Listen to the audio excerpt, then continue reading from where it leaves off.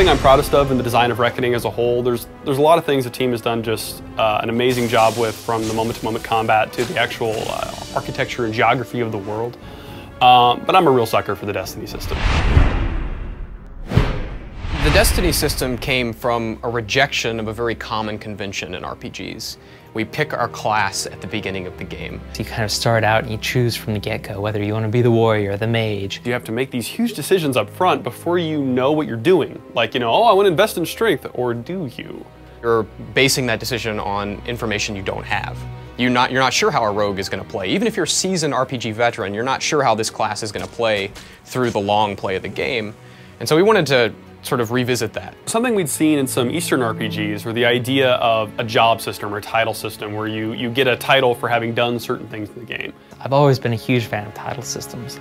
I like giving my character a title, and it's usually pretty meaningless. Sometimes it comes with a couple stats. We thought that was cool, but most of the examples that we looked at, they didn't do anything. It was purely just a title. That was the original inspiration, and then it kind of became more and more and more to the point that it kind of replaced the class system. Amalur, up until you are reborn in that pile of bodies, has been a deterministic world. It's been a world governed by fate. And you as a player break this whole thing down. And everywhere you go, everybody you interact with, they're all influenced by this suddenly not being deterministic anymore. These are strange times. Magic weaves itself in new patterns and change. You pick abilities from 3 different ability trees: might, finesse, and sorcery. And based on the distribution of your abilities in those trees, we unlock for you new destinies that you can apply to yourself. And those destinies are effectively a class. They come with buffs, they come with special abilities. You kind of start out your blank slate. As you advance, you make decisions that are going to kind of cast you toward a mage or cast you toward a rogue or even a hybrid. There are 40 different destinies, starting with the Fateless one, and then of the ones you get after the Fateless one, they're divided up into 7 different types. And those basically come down to, if I focus on one of the ability trees, like Might, I'm saying, okay, put every single point in that, I want to be a fighter. I want to be the best fighter I can be. Well, early in the game, you unlock a destiny called Brawler that gives you some basic benefits to that style of play. If you keep on dumping points into Might and nothing else, then by the end of the game, you've unlocked higher and higher tiers of that sort of pure Might play style. Each of those is in and of itself a different destiny, but they're different ranks of the same style or type of destiny. However, if I start throwing points at other trees, like if I mix Might and Sorcery, I'm going to unlock hybrid destiny. So I'll get like a Might Sorcery Battle Mage, for instance. And those have different ranks. And different ranks sometimes just increase statistically, but every couple of ranks, generally speaking, they do something new. I think one of the best examples of that is Blink, right? If you mix any, if you have any destiny that has Mage in it, any sorcery destiny, you get Blink, which is a replacement for your standard roll. This Blink is like the warrior's dodge, but instead of moving across the terrain, your character actually teleports. You can use this teleport to do all sorts of cool things, like teleport through guys. But as you level that destiny up, you get, there's a poison blink, and there's like an ice blink.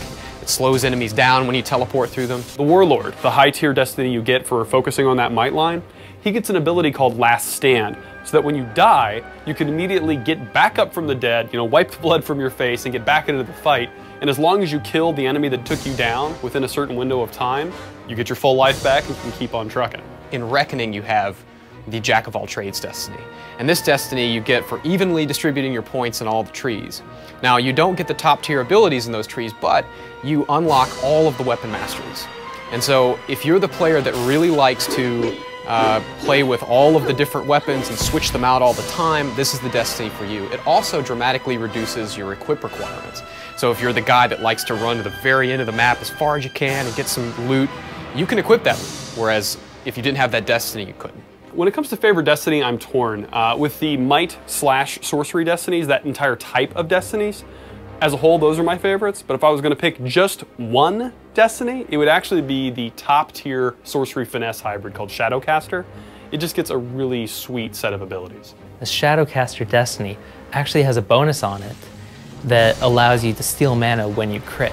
It combines what the rogue does, which is crit a lot, with what a mage does, which is cast spells and be something of a glass cannon. So there are a lot of things like that in the Destiny system that kind of change your moment to moment instead of just bumping your stats. Twists of Fate are something of addendum to the Destiny system.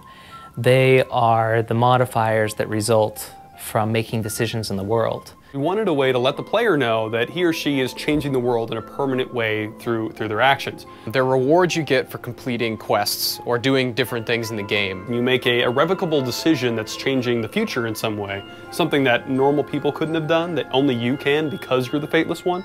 We give you a card, which is presented a lot like a Destiny card, called the Twist of Fate. And those things tell you, you've changed the history of the world in such and such a way, and because of that, you get a permanent boost to your stats that's appropriate to whatever that decision was. Oftentimes they come in a couple flavors, and so it's a way that we reward the player differently for the choices that they made. I choose to help these people or I don't choose to help these people. I made this faction's future change this way or that way, not both. So both the bonuses and the twists themselves are exclusive in that case. A seat in the House of Ballads cannot remain empty, lest the great stories end. We want you to be able to play the game that you want to play. I'm hoping players come to Reckoning and experience the nostalgia factor, the thing that first hooked them on games. I think this game is one that could really do that. I want players to feel like they got to experience a world they've never seen before and that they want more. I want them to leave and go, well, what else is happening in Amalur? Because, you know, we're doing more in that world. We want them to see that. There's so much depth and there's so much personality and character that there are endless possibilities for products. I want them to be excited about what happens 5 years later, 20 years later, 2,000 years later. So I'm excited to get them into the world and just kind of experiencing everything that we've built.